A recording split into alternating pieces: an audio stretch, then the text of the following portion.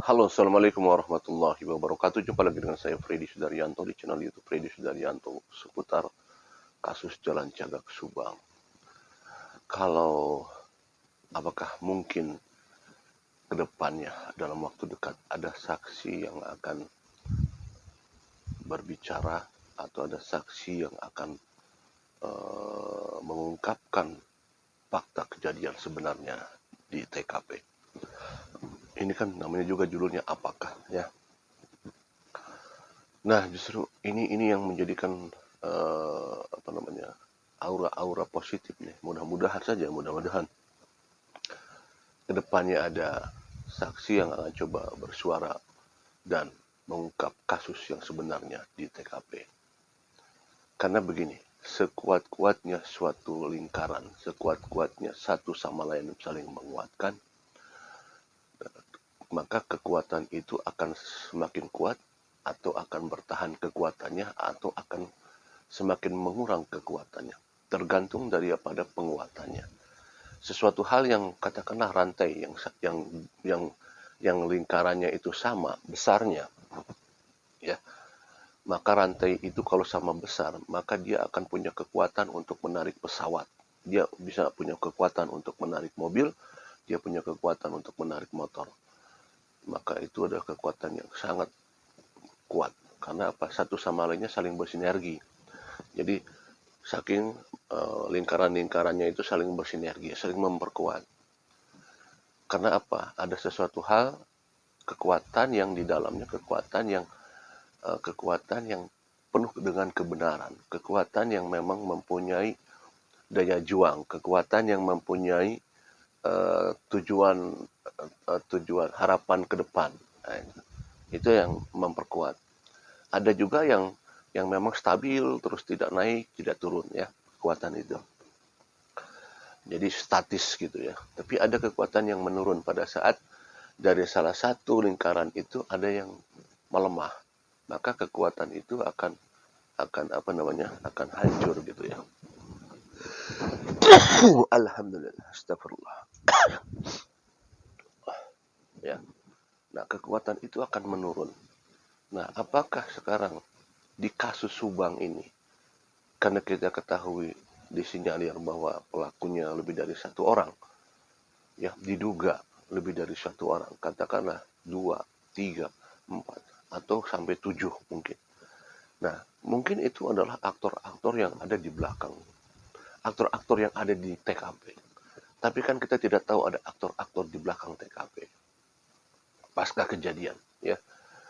Kita mungkin saja menduga sekarang di TKP itu ada 5 sampai 7 orang. Tetapi aktor di belakang semua itu, ya, yang coba untuk membuat skenario, yang coba untuk mendukung, melindungi para para terduga, ya, para terduga mencoba membuat skenario, mencoba membuat suatu sistem, membuat suatu drama dan lain sebagainya, ya, seolah-olah dan seolah-olah seperti itu. Tentunya kekuatan ini kita yakini suatu saat akan melemah. Kenapa? Karena kekuatan yang dilandasi bukan oleh kebenaran, tetapi adalah kekuatan yang dilandasi oleh berbagai macam pikiran, tujuan. Ya, ada yang tujuannya ke arah sana, ada yang tujuannya ke arah sana, ada yang tujuannya ke arah sana. Maka pada saat tujuannya tidak tercapai atau ada tujuannya terbayang dan terlihat tidak tercapai, maka dia akan melemah. Dia akan mengundurkan diri dari percaturan drama, skenario dan sebagainya.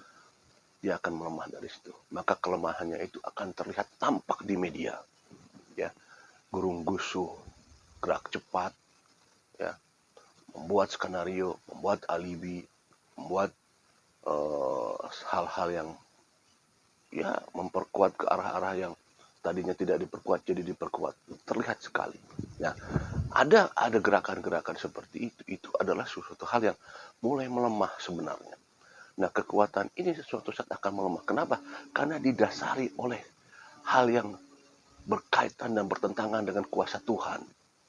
Ini nyawa manusia. Dua orang manusia yang dihabisi secara tragis Dua orang manusia yang dihabis secara biadab, kalau saya katakan demikian, ya, secara tidak manusiawi. Mereka masih mau di belakangnya membuat skenario alibi. Itu mereka membuat kekuatan itu. Tapi yakini bahwa kekuatan itu suatu saat akan berkurang. Terlihat sekali, jelas. Ya, mulai berkurang dan suatu saat akan meledak nanti ini. Ya, karena apa? Pada saat seorang yang di belakang yang membuat skenario, mereka akan berbeda dengan keadaan sang pelaku yang memang turun di TKP. Akan berbeda karena berbeda tujuan. Ya, yang di TKP dia terdesak oleh mental, mereka terdesak oleh tekanan pressure dari masyarakat, sementara yang di belakang mereka berbeda tujuan. Ya, berbeda tujuan, berbeda arah. Maka pada saat tujuannya tidak tercapai, maka mereka akan mulai kepanasan dan kelibungan. Maka gerak-geraknya akan lebih cepat daripada gerakan sang pelaku. Anda bisa lihat sendiri. Oke, sekali lagi, karena kejahatan itu tidak ada yang sempurna. Karena Allah memantau gerak-gerik manusia. Dan kita yakini Allah melihat gerak-geriknya, tujuannya, niatnya. Karena kalau niatnya sudah melenceng, maka tidak akan terarah. Yakini di kasus Subang ini ada orang-orang di belakang ini, ada yang berusaha untuk, yang memang mereka tidak masuk ke TKP, ya, tidak ada di TKP, tetapi berusaha untuk membuat skenario dan lain sebagainya. Nah, inilah sebenarnya inilah yang harus dihabisi oleh alam. Kenapa? Karena kalau katakanlah kalau pelaku pada saat di lapangan, ya, pada saat di lapangan bisa jadi pelaku-pelaku yang ikut terbawa-bawa adalah karena memang dia terbawa-bawa, tidak tahu apa-apa, ya. Sehingga ada istilah keterpaksaan dan lain sebagainya, ya, karena ada istilah, ya, bilang semacam perintah ataupun apa, ya. Tetapi orang yang di belakang yang sudah mengetahui, dia berusaha untuk menutupi. Nah, inilah sebenarnya yang lebih jahat sebenarnya, ya, lebih jahat sebenarnya. Dan itu hukum alam yang akan menindaknya. Sekali lagi, kita berharap kasus Subang ini dalam waktu dekat akan terungkap. Dengan, kalau saya dikatakan bahwa Bang Freddy yakin, insya Allah saya yakin, insya Allah. Karena apa? Harapan adalah Kapolda baru. Mudah-mudahan dengan Kapolda baru ini saya menaruh harapan yang sangat tinggi. Masyarakat juga menaruh harapan yang sangat tinggi kepada Kapolda baru ini, yang mempunyai prestasi Hugeng Award, di mana prestasi itu bukan main-main. Seluruh Indonesia beliau mendapatkan Hugeng Award, maka beliau akan mempertahankan prestasi itu, dan kita yakini tidak akan main-main dengan kasus ini. Mudah-mudahan bisa menembus tembok yang tebal di depan, mudah-mudahan. Tidak, karena beliau itu terkenal, Hugeng Award itu anti suap, ya, anti suap. Mudah-mudahan mental semua yang coba-coba memberikan suap akan mental semua dengan prestasi Hugeng Award Pak Kapolda Jabar. Saya yakin insya Allah pergerakan ini betul-betul dari Pak Wiyagus, Bapak Irjen Pol, kami masyarakat Indonesia menaruh kepercayaan kepada Bapak, di pundak Bapak Kapolda yang sekarang. Mudah-mudahan dengan gelar Hugeng Award ini, Bapak tetap kuat, tidak akan terpengaruh oleh serangan dari kiri kanan Bapak. Kami doakan Bapak, masyarakat Indonesia mendoakan Bapak supaya Bapak kuat untuk menghadapi kasus Subang ini. Karena temboknya sangat tebal.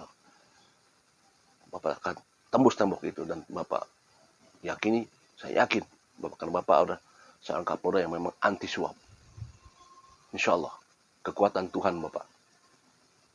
Kita berdoa semua. Assalamualaikum warahmatullahi wabarakatuh.